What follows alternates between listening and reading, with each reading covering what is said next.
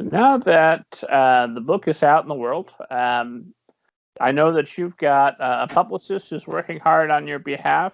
Obviously, there's like everything this past couple of years, or however long it's been, time has no meaning anymore. But with the pandemic, there's been some difficulty with in-person promotion. What are you able to do to get out there and promote the book, and what are you finding is most effective for you? Well, there's these interviews because they are fun and I like talking to people. And social media is a very big one because everyone is on social media these days, whether if it's LinkedIn or TikTok or Instagram, it doesn't really matter. It's just getting the word out there for people to actually see and having the acknowledgement of that. So there's this, and then there's also people reading it and then giving their review on it and giving it to friends, and getting the word out there can be hard sometimes because you need to overcome people's ability to read, because things can be hard these days because we're mostly taken up by technology and we never really get a break now. So things can be hard with that, but doing what I can in this moment is what I'm doing, talking to you. I'm not glad you are. If everything was open, you'd be filling out stadiums of people coming to hear you, and then I wouldn't be able to speak directly one-on-one. So this is working out really at my benefit. So that's good.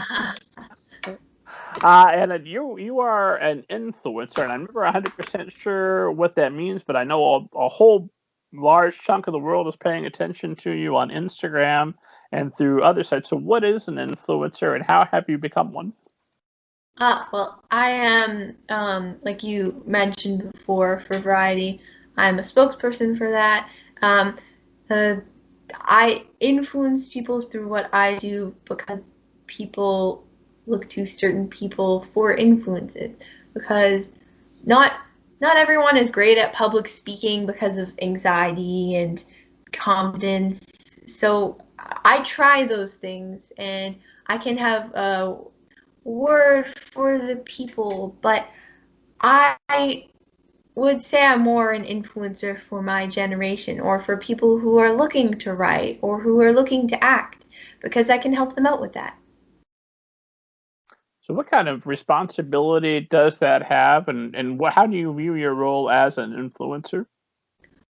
Well, I need to keep up on all social media every day, answering people all the time, on LinkedIn, on everything, just to connect with everyone so it doesn't die down over time, because that can happen. So that is a very important part. And being an influencer can be great, but it can also be overwhelming with the amount of emails I get and the amount of messages I get. But these things take time, and a lot of time. It took 3 years to eventually be seen on Instagram. It took 5 years to write this book. And everything in the long run does take time, but these things take time to grow. So if you don't let it grow, it's not going to be as big as you really want it to be. When you've got a lot of stuff going on, so what does your typical day look like in terms of how much time you're putting on social media, how much time you're putting into the next book? Well, I do have a social media manager, and daily we think of ideas for writing.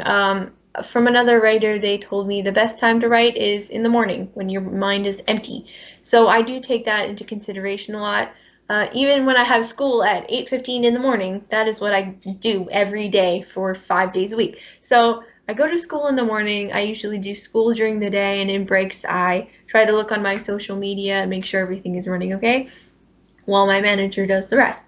And then I get home, I do my homework, I do what's necessary in order to continue what I need to do in school. I usually maybe do an audition. I will continue reading this because I am still seeing what version we have right now. And I eventually go into the rest of my day, which is just eating and then sleeping and then start over again.